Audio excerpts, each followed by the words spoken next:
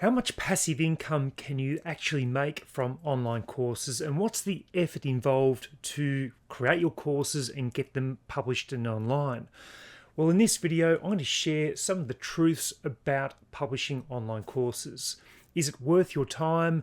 What are some of the best platforms you should be using? And is it really worth the effort and time and the return on that investment of time to create your online courses? Now, if you haven't been to my channel before, welcome. My name is Romney and I'm the founder of Global Self-Publishing, but I'm also a content creator when it comes to creating online courses.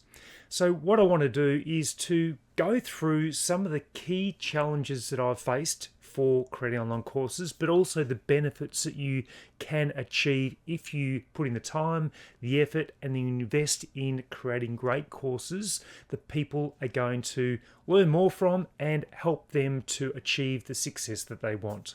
Let's get into that right now. So firstly, let's explore how hard it is to create a course. Well, your course could be a 30-minute course. It could be a 12-hour course, but you really don't need a huge amount of equipment to start creating a course, and you don't need a huge amount of knowledge. You just need to have more knowledge than the general public would have about that particular topic. Now, the great thing is that you can start by just getting a webcam like I've got right here creating this video. You can have a simple microphone. You could even use your iPhone. In regards to a speaker, I've just got a Blue Yeti microphone, which I've used, and I've had that now for about 3 years. So you don't need to start with anything too complicated. You don't need multiple cameras. You might have a little bit of lighting, which helps to create the right ambience for your space, but you don't need to go overboard. So the total spend for creating online courses to start with might be as little as $150 to get you started. Now, the other thing you might need is some editing software. I use Adobe Premiere Pro, but there are free tools you can find online that can help you with your editing. So that shouldn't be an obstacle if you want to create your courses. The next thing I want to look at is the platforms that you can create your courses and put them on. Now, there's a multiple range of different platforms that you might choose. There are platforms that are ready-made, have a ready audience, and it doesn't cost you a cent to upload your course. Those platforms could include Udemy and Skillshare, and they've got millions of students that are already on those platforms looking for courses, perhaps just like yours. Now, it's not going to cost you anything to upload your course to Udemy or Skillshare, but there are royalty splits that occur if you do that. So with Udemy, if you upload your course, then if they direct traffic to your course, there's a 50-50 split in regards to the royalty payment. If you direct traffic to your course via the link they provide you, it's a 97% to the creator and 3% to Udemy. So if you have a YouTube channel and you provide a link in your description and people buy that course, you get 97% of the course sale price. The disadvantage is that if you upload your course to Udemy for, say, a $150 course, they're likely to sell that course for maybe $12 or $15 or maybe even less. They significantly discount your course, and you'll find on Udemy there's probably no courses above, say, $20, $25. So that's one of the disadvantages. And I'll talk about other platforms where you do have control over the pricing in a moment. The next major platform is Skillshare, and they pay you per minutes watched. So it's an engagement kind of platform. Now, this will help those people that create engaging courses, and they have, I think it's about $19 or $20 per month subscription. They bring together all the revenues created across all content providers, and they form a pool of money. 30% of that pool of money is then distributed across to the creators or instructors, and it is all dependent on the number of viewing hours, paid viewing hours that your courses receive. So there's a couple of options there for you. Again, you will not have control over the pricing, not really have control over where and how they sell it.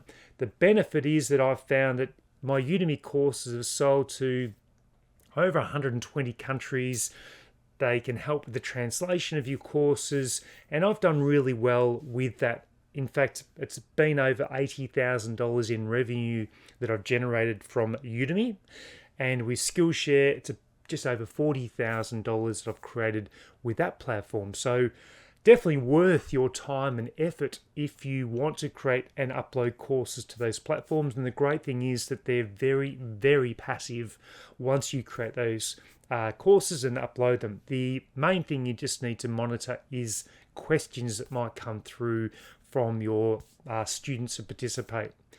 So they're the main sort of platforms that I would recommend that you, if you're very first at starting out creating courses, maybe create what they call a light version of your course, not the premium. Light version of your course, place it up on Udemy and Skillshare, and you can start to see how that method works. The disadvantage is that you don't get the control over your customers, so you don't get email addresses, so it's harder to build up momentum. And if you have a new course that you create and you put it on a different platform, trying to drag those customers to across to that other platform. So let's look at those other platforms where you have more control over your pricing. You have more control over how you distribute your course. And course platforms could be ones like Thinkific, Teachable, Kajabi. They're the main ones that you might see out there. What are the pros and cons? Well, there is a monthly payment that you have to make to host your courses on those platforms every month. So you can decide to pay it in an annual payment or a monthly payment. Thinkific for the middle band is I think it's $79 per month if you pay like over an annual plan, or $99 per month if you pay month by month. Teachable and Kajabi, they have their own pricing structures. They're a little bit more expensive than Teachable. They do have pros and cons across all different those hosting platforms. So recommend just checking those out. I personally use Thinkific. That's been my choice that I've felt really comfortable with. It's very easy to use. And in fact, I've created a 2-hour free course on that, creating content for that platform and uploading it. My revenue has been really strong with Thinkific. The benefit of Thinkific, you can do this with the other platforms as well, but I'm just talking from my knowledge and experience of using Thinkific, is you can create subscriptions or bundles, bring together 3 or 4 courses and create a bundle. So you can have it, say, $19 per month to access 4 or 5 courses for your students. Therefore, the income is consistent and you get that passive income stream as well. But it does take time and effort to create courses. You need to invest the time to create the outline, and you can use ChatGPT to help you with those initial stages, but you do have to have the knowledge and experience to initially start that.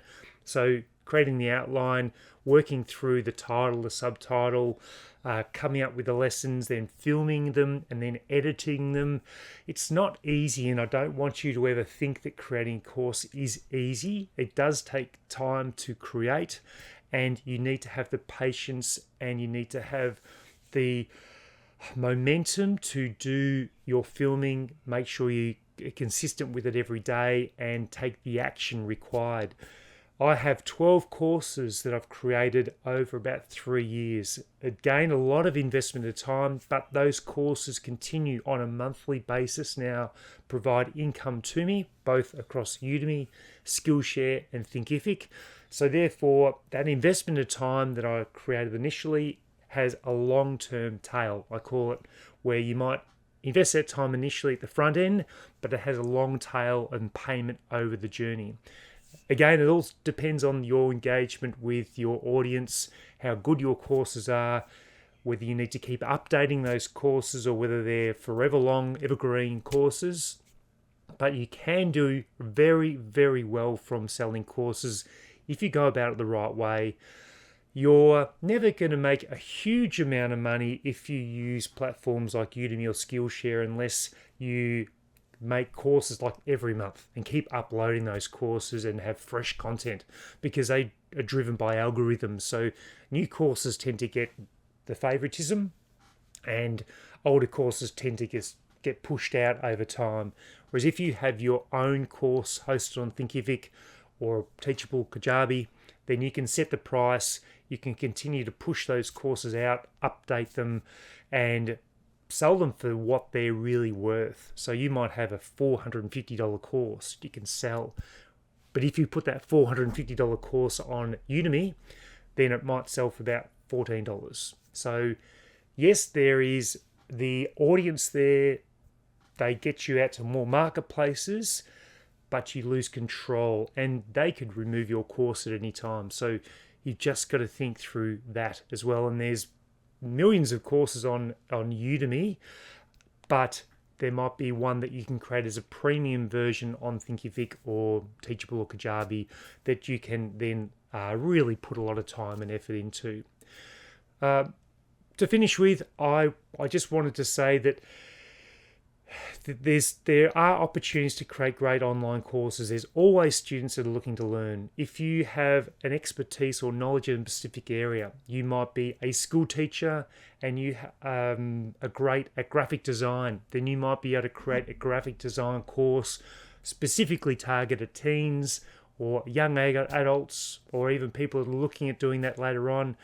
So you can create that course, but you need to want to create it for the right reasons, not just for money, but to have a positive impact.